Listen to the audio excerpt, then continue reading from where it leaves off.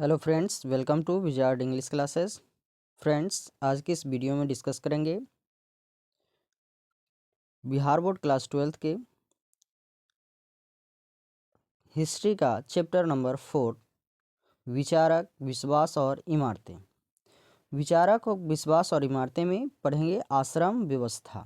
आश्रम व्यवस्था तो ध्यान दीजिए, मनुस्मृति के अनुसार मनुष्य को 4 आश्रमों में रहना चाहिए था। यानी मनुस्मृति में जो विधान था, जो मनुस्मृति के अनुसार नियम था, वो मनुष्य को 4 आश्रम व्यवस्था में रहना चाहिए था, जिसमें से पहला था ब्रह्मचर्य।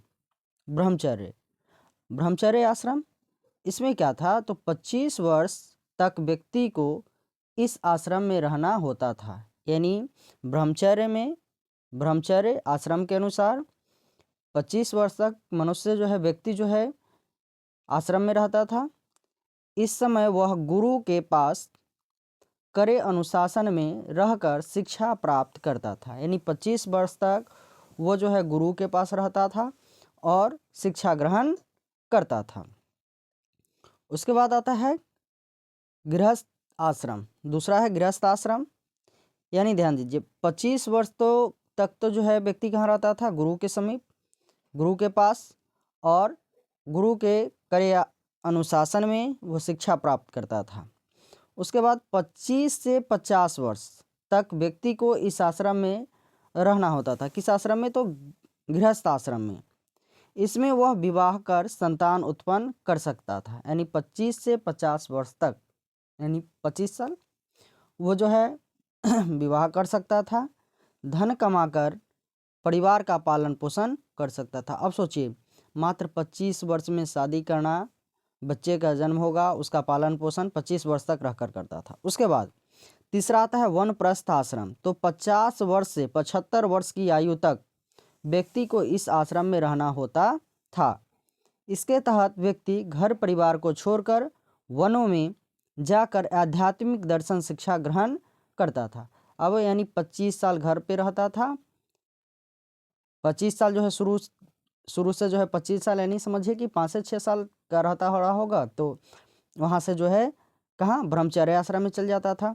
उसके बाद गृहस्थ आश्रम 25 से 50 वर्ष, यानी 25 से लेकर 50 वर्ष के बीच में वो शादी करता, संतान उत्पन्न करता और कमा करके धन परिवार की देखभाल करता। उसके बाद 50 से 75 वर्ष तक की आयु के व्यक्ति कहाँ चला जाता था? तो ये वनप्रस्थ, यानी वन में चला जाता था, जहाँ जाकर आध्यात्मिक दर्शन का शिक्षा ग्रहण करता था। उसके बाद आता है संन्यास आश्रम। चौथा संन्यास आश्रम। तो जीवन के अंतिम समय, यानी 75 से 100 वर्ष तक व्यक्ति को इस आश्रम में रहना होता था। यानी 75 से लेकर 100 वर्ष तक, 75 से 100 वर्ष तक व्यक्ति को इस आश्रम में, यानी संन्यास आश्रम में रहना पड़ता था। अब वह सभी संबंधों को त्याग कर वन में जाकर तप करता था। अब ध्यान दीजिए, यानी कहने का मतलब है कि ये 75 से 100 वर्ष तक, यानी जो भी था, बच्चा, पत्नी, माँ बाप, सबको वो त्याग देता था और इस आश्रम में रहता था। तो देखिए क्या है, यज्ञ परंपरा। यज्ञ परंपरा तो वैदिक काल के अंत में यज्ञ परंपरा की शुरुआत हुई। वैदिक काल के अंत में यज्ञ परंपरा की शुरुआत हुई। इस काल में लोग मवेशी, पुत्र प्राप्ति, स्वास्थ्य एवं दीर्घायु के लिए यज्ञ करते थे। यानी इस समय लोग मवेशी के लिए, यानी जानवरों के लिए, पुत्र प्राप्ति के लिए, स्वास्थ्य यानी अच्छे स्वास्थ्य के लिए, दीर्घायु यानी लंबे समय के लिए यज्ञ करते थे। उसके बाद आता है यज्ञ के प्रकार। यज्ञ के प्रकार तो यज्ञ मुख्यतः 3 प्रकार के होते थे। यज्ञ मुख्यतः 3 प्रकार के होते थे: वाजपेय यज्ञ, राजसूय यज्ञ, अश्वमेध यज्ञ। तो सबसे पहला आता है वाजपेय यज्ञ। वाजपेय यज्ञ क्या था? तो यह शक्ति प्राप्त करने के लिए किया जाता था।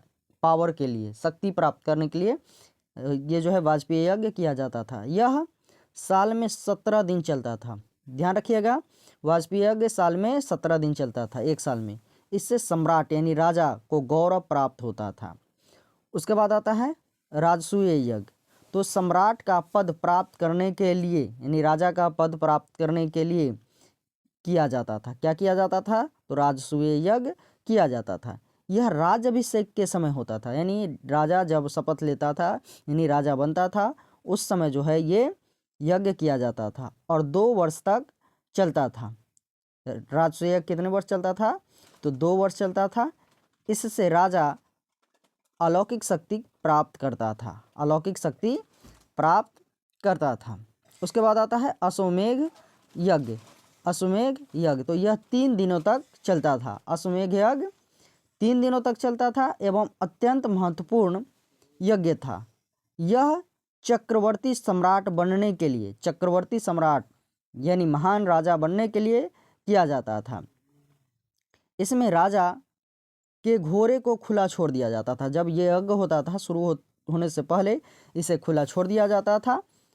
जितने क्षेत्र में वह विचरण करता था, मतलब जितने क्षेत्र को पार कर जाता था, जैसे जितने भी राजा क्षेत्र अलग अलग बटा हुआ था, तो जिस राजा के क्षेत्र को पार करके चला जाता था वो क्षेत्र जो है उसके अधीन हो जाता था, वह क्षेत्र राजा के अधीन हो जाता था। यदि कोई उस घोड़े को, उस अश्व को रोकता था तो वह जो है उसे युद्ध करता था, यानी युद्ध अनिवार्य हो जाता था, यानी युद्ध करना पड़ता था। तो इस प्रकार ये चलता था। तो फ्रेंड्स, मेरा ये वीडियो कैसा लगा आप लोग कमेंट करके ज़रूर बताएंगे। वीडियो अच्छा लगा हो तो वीडियो को लाइक करें, अपने दोस्तों के साथ शेयर करें, चैनल पे नए हो तो चैनल को सब्सक्राइब जरूर करें। Thanks for watching.